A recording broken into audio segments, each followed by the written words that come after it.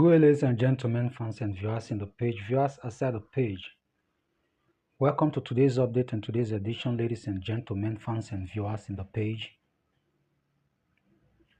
As you are watching from Facebook, quickly follow the page and give us a thumb up in the like section. Share your thoughts and opinion with me there in the comment section. Let me know how you're feeling about the video and every update coming out from this page.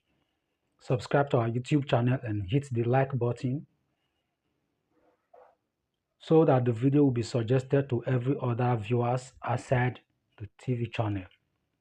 Follow us on Space, former Twitter, so that you will be getting more video updates and information that is coming out from this page. Quickly, let's delve into the video update that we have here today, ladies and gentlemen. Welcome to today's update. I want to announce to my fans and viewers followers in the page that the IDF are back in the Gaza Strip. As we all know, the Hamas has been violating the ceasefire deal agreement times upon times, number upon number, times without number. That is what brought the IDF back to the Gaza Strip to finish the work they started earlier on.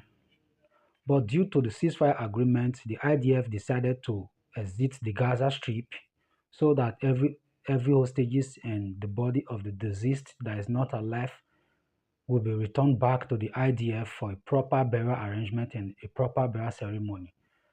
But the Hamas are not doing that. Instead, they keep violating the ceasefire agreement times upon times, number upon number, and they keep crossing the yellow line in the Gaza Strip.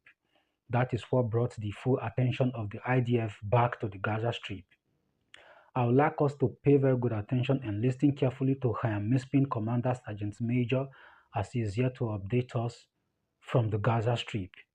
I am reporting from Tel Aviv, the state of Tel Aviv inside Israel. Please follow this page accordingly. Subscribe to our YouTube channel, follow us on our Twitter handle, and follow us here on Facebook.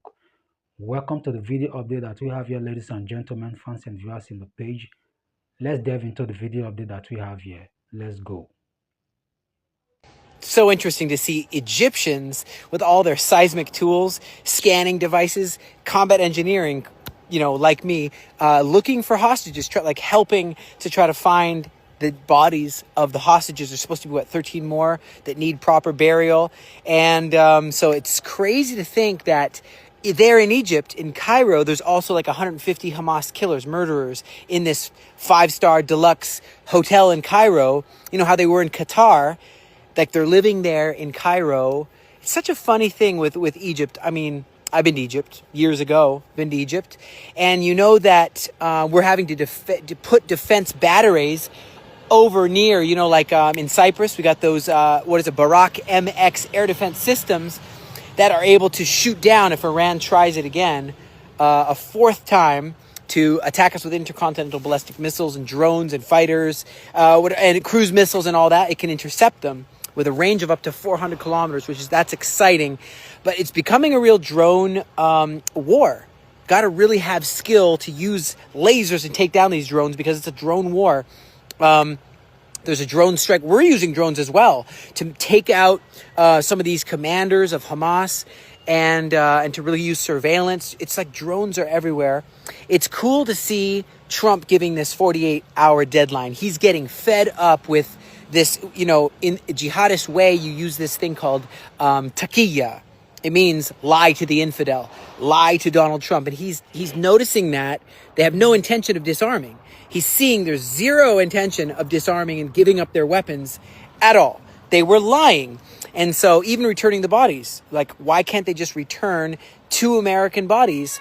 There's also 2 Americans there for proper burial. And so he's giving this 48-hour deadline, saying, do it now, return the bodies, and if you comply, it'll stop prompt international. He said he's watching this very, very closely, and there'll be prompt international action. And I don't know who that is or how that is, but that is very interesting. And I know this whole thing with Judea and Samaria, the promised land, caused a bit of a stir. And you have Israel been preserving heritage of Jewish people Right now we have Amichai Eliyahu added 40 million shekels to preserve the Jewishness, the Jewish history in Judea and Samaria. So you have this in all through the Samaria, the Jordan Valley, Judean desert. You have a real push to make sure to preserve like ancient synagogues and all that stuff and develop it. That's a good thing. Should be welcomed by the world. And I really hope that this will work, that we can preserve the proof in the soil that is not only historic promised land, but it's the promise is still true today. And that's really amazing. So also another 20 million shekels is designated to treat the Hashmonite Palaces site in Jericho and really preserve the heritage of Israel. It's world heritage, you know. And so I know that the Lebanon scene is still very real, the Lebanon scene.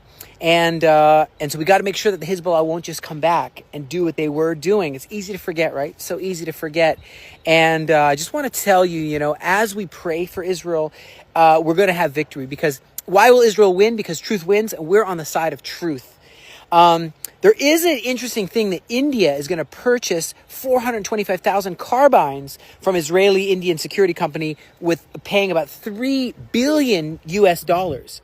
And Mossad is saying, look, we're seeing that Iran is globally pushing, even in India, all over. They're pushing to keep their proxies. That's how they do it. The IRGC, the Islamic Revolutionary Guard Corps, uses proxies. And Mossad has foiled attacks in Australia, Greece, Germany. What are they trying to do in India? Good question. And you have definitely you have their what is it called? Their Quds force. Their leader, Ismail Khani, directing the covert terror network, right? That guy is still very, very active, directing covert attacking Jewish communities in other countries, you know? They said this openly, that they're after the Jews, not only in Israel, but in other countries, even Australia. So, guys, be of good courage, and let's be valiant for our people. That's a verse in Chronicles. I always give a verse, right? Chronicles 19, right? Be of good courage. Let us behave ourselves valiantly for our people, for the cities of our God, and let the Lord do that which is good in his sight.